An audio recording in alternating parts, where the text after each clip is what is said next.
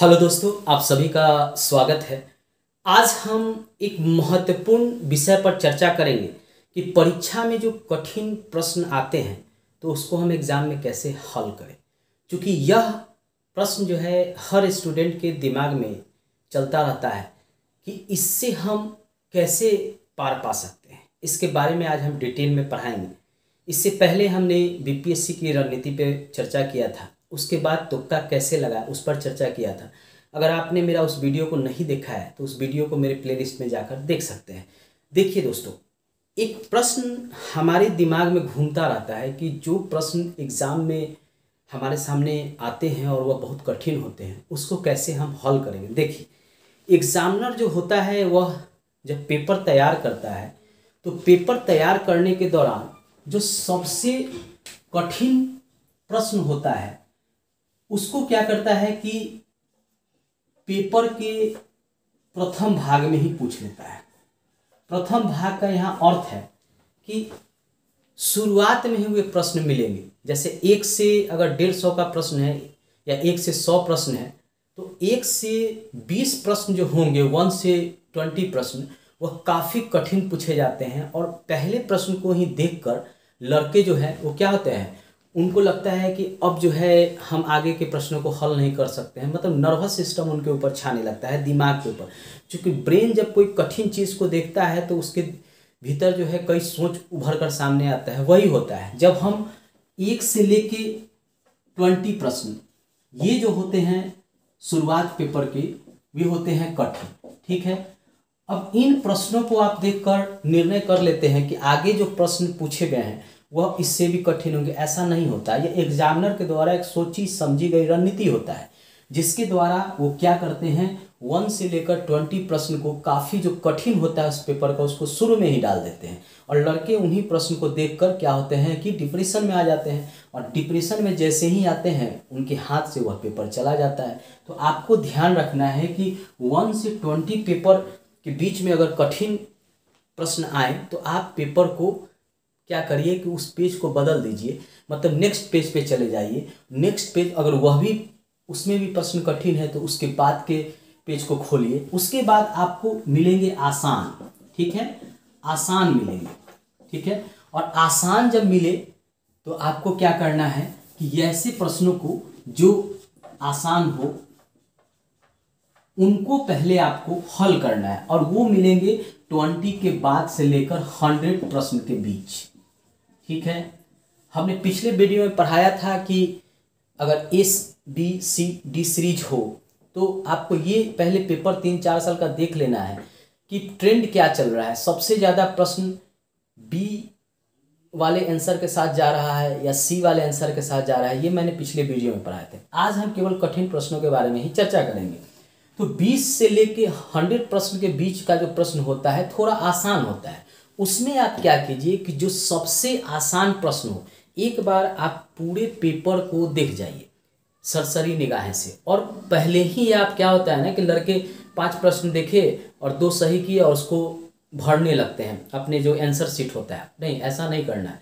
पहले आप अगर 150 प्रश्न है तो 1 से लेके 50 प्रश्न को देखिए। उसमें जो आसान प्रश्न है उसको आप पेपर में टिक लगा लीजिए और फिर जो आंसर शीट है उसमें आप गोला करना शुरू कीजिए। होता ये है कि जैसे ये आंसर शीट में 4 गोला होता है, ABCD। तो हम क्या करते हैं कि जब हड़बड़ाहट में क्या करते हैं, कभी कभी अगर आंसर इसका A सही है तो हम कभी कभी A भी रंग देते हैं और C भी रंग देते हैं। कभी कभी होता है कि A सही है तो हम C रंग देते हैं। ये कब होता है, जब हम हड़बड़ाहट में ऐसा काम करते हैं। तो ये एग्ज़ाम में आपके 5 से 10 प्रश्न इस तरह के गलत करवा देते हैं। तो हमको एक रणनीति के तहत चलना है कि सबसे पहले तो आप अगर 150 प्रश्न है तो 3 सेक्शन में बांटिए। 1 से लेकर 50 प्रश्न को पहले हल कीजिए, फिर उसमें जो आसान है उसको टिक लगाइए पेपर में ही, प्रश्न पेपर में, और उसके बाद आंसर शीट में गोला कीजिए। फिर उसके बाद 50 से जो 100 है उसको हल कीजिए। फिर उसमें जो आपने सही हल किया उसको पहले गोला कर लीजिए।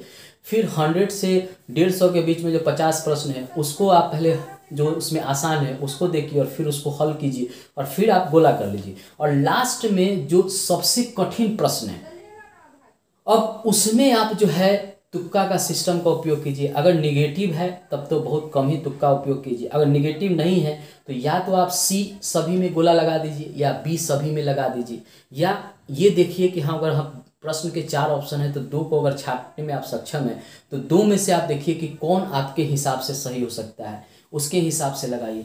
तब जाके आप जो है अगर 150 प्रश्न हैं तो आप आसानी से 110 120 प्रश्न सही कर पाएंगे।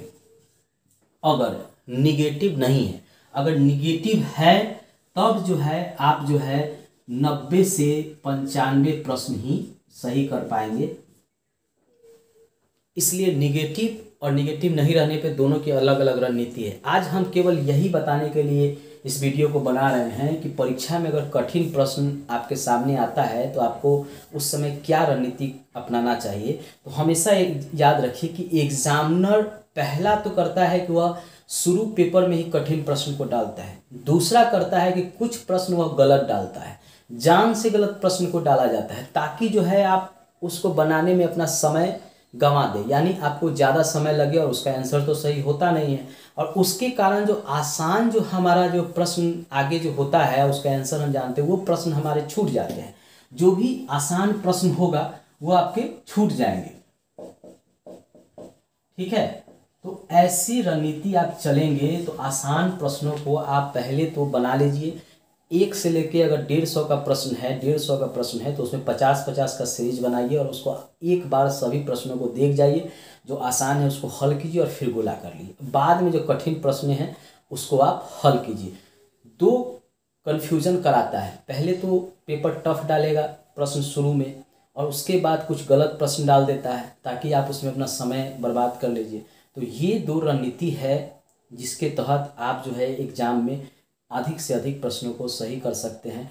आपको शुरू में अगर पेपर में कठिन प्रश्न मिले तुरंत पेपर जो है बदलिए, नेक्स्ट पेज पे जाइए, उसके बाद नेक्स्ट पेज पे जाइए और जो प्रश्न आपको 30 सेकंड में, 30 सेकंड से लेकर 1 मिनट के अंदर जो प्रश्न आपको समझ में नहीं आए, लगे कि इसका आंसर सही नहीं है, तुरंत उसको गोला कीजिए और निकल जाइए। उसको आगे उसको हल नहीं करना है। आपको पहले जो है जो प्रश्न आता है उनको हल कीजिए और उसको आंसर शीट में गोला कर लीजिए। उसके बाद आप अगर समय बचे तो उन प्रश्नों पर विचार कीजिए। दोस्तों एक छोटा सा ये जानकारी है, शायद आपको इससे फ़ायदा मिले। अगर आपको इससे जानकारी से फ़ायदा मिले तो मेरे चैनल को सब्सक्राइब कर लीजिए, लाइक कर लीजिए और शेयर कर लीजिएगा। धन्यवाद दोस्तों।